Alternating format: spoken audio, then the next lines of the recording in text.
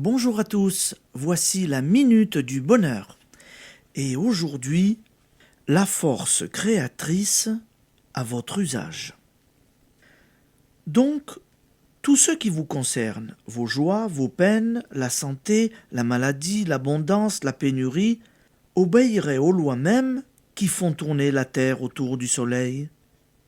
Oui, car la force créatrice est une. Cela vous surprend.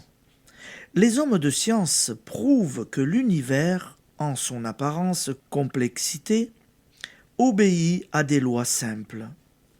La substance est une. La force créatrice qui agit dans tous les êtres lui donne son apparente variété. Des savants en ont fait l'expérience en greffant par exemple sur l'aorte abdominale d'une vieille chatte un segment de carotide de chien. Au bout de quelques mois, l'artère de chien était devenue artère de chatte.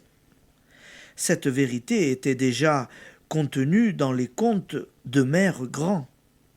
Lorsque la fée de Cendrillon transforme une citrouille en carrosse et des souris en chevaux, elle témoigne de cette unité, au temps très ancien.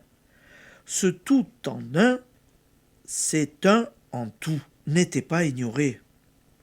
C'est pourquoi les croyants qui n'osent pas ennuyer Dieu avec leurs affaires personnelles ont tort, car la prière est la plus haute application des lois de la pensée force, de la pensée et de la parole créatrice.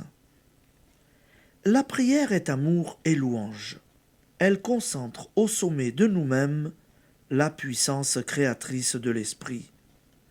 Il ne s'agit évidemment pas de la répétition machinale des pates nôtres, assaisonnée de la crainte de n'être pas exaucé, mais d'entrer dans le jeu de la force créatrice, de la force d'attraction toute puissante, parce qu'amour et foi sans réplique, pour négligeable que paraisse notre nécessité, dans l'immense univers, nous avons droit de recourir à la prière. L'électricité, qui fait marcher d'énormes usines, fait aussi chauffer le biberon d'un nouveau-né. La loi est une.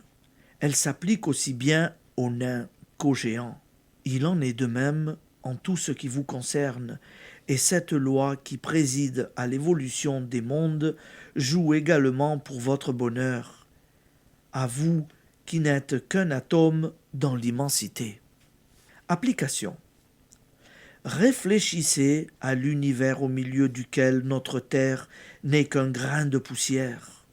Et pourtant, infime que nous sommes, l'étincelle qui maintient la cohésion des systèmes d'astres est en nous, à notre disposition, à notre usage. Que ne l'utilisez-vous? Merci et à demain.